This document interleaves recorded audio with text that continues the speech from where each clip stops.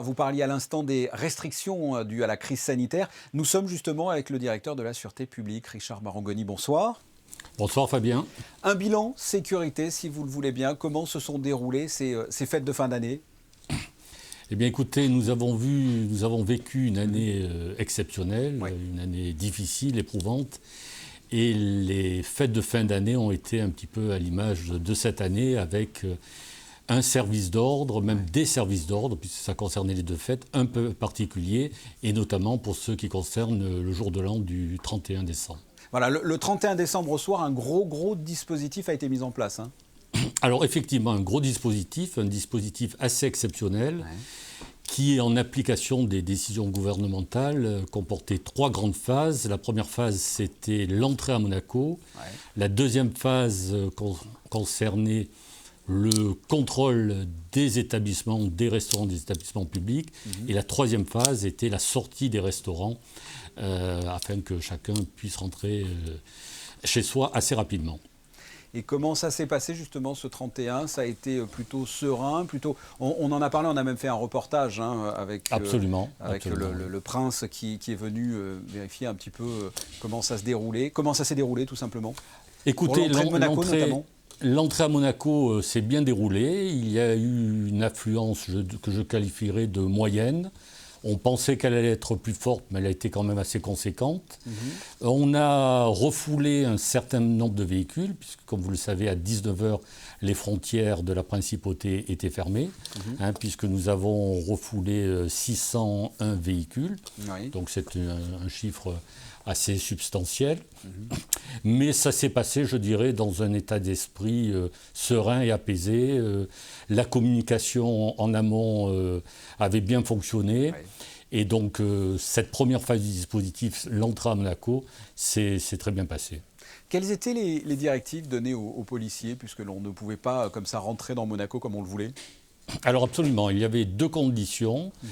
Soit être résident en principauté, soit avoir fait une réservation dans un hôtel de la principauté. Et sous cette condition, on pouvait aller dîner dans un restaurant de la principauté. Il y a eu des débordements, des personnes qui, selon vous, sont passées peut-être entre les mailles du filet? Alors non, sachez que nous avons établi 87 procès-verbaux, Oui. donc nous avons été particulièrement vigilants à l'intérieur de la principauté aussi. Mais je tiens aussi à remercier l'ensemble de la profession des hôteliers et des restaurateurs, parce qu'effectivement, ils ont été de très bons partenaires, puisque la situation était sous contrôle. Eux-mêmes ont été très vigilants, attentifs, ce qui fait que pendant toute cette phase qui est un peu sensible, parce qu'on avait toujours une appréhension sur des risques d'une certaine alcoolisation, il peut y avoir des violences sous les effets de l'alcool, etc.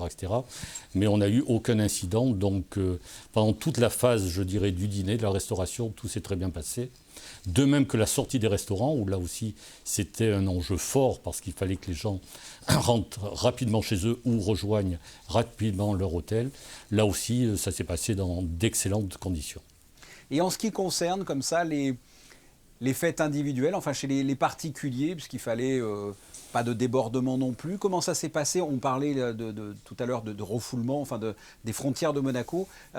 Comment ça s'est passé à l'intérieur? Est-ce qu'il y a eu des débordements, des personnes qui ont fait des fêtes à 40 à l'intérieur? Comment ça s'est passé? Alors effectivement, vous avez raison, parce que c'était un objectif aussi sur le plan de l'ordre public, s'assurer que dans les espaces dits clos, ça peut être un domicile, ça peut être une chambre d'hôtel, il n'y ait pas de fêtes sauvages ou de rassemblements qui soient non conformes à ceux qui étaient prévus ou permis. Donc dans ce cadre-là aussi, je dirais que nous n'avons pas eu de soucis majeurs. Pour être tout à fait franc, on a eu deux départs de feux d'artifice, mais qui ont été rapidement maîtrisés, et les personnes résidentes ont compris que bien sûr elles étaient en infraction et que ça n'était pas opportun. Alors vous avez parlé là, de ces feux, ces départs de feux d'artifice. Est-ce qu'il y a eu vous avez peut-être un droit de réserve, vous n'avez peut-être pas le droit d'en parler, mais est-ce qu'il y a eu des arrestations atypiques, des choses, je ne sais pas si on peut parler d'amusantes, mais originales en tout cas pour ce réveillon? Alors malheureusement non, je n'ai pas d'anecdote. J'aurais pu en avoir quelques-unes sur les réveillons précédents où là j'aurais pu être un peu plus volubile. Mais là, ce n'est pas que je veux cacher quoi que ce soit, mais c'est que effectivement il n'y a rien eu puisque sortie des restaurants à 22h30, à 23h, eh bien, nous étions de toute manière déjà sous couvre-feu, donc tout le monde était rentré chez soi, donc la ville était particulièrement calme, et à ce niveau-là, donc on a eu, hormis ce que je vous évoquais précédemment, aucune intervention à faire, donc malheureusement, je n'ai pas d'anecdote un peu croustillante. Voilà, mais ce qui est positif, c'est de voir que la population, comme ça, est plutôt sérieuse ici en Principauté. Absolument, absolument. Et ça, je pense qu'il faut le souligner. Je parlais des restaurateurs, des hôteliers, mais aussi bien les clients, enfin, les gens qui se sont déplacés ou qui sont venus se restaurer lors de cette soirée ont été raisonnables. Le message était bien passé et ont fait preuve d'un grand respect des règles. Richard Marangoni, merci.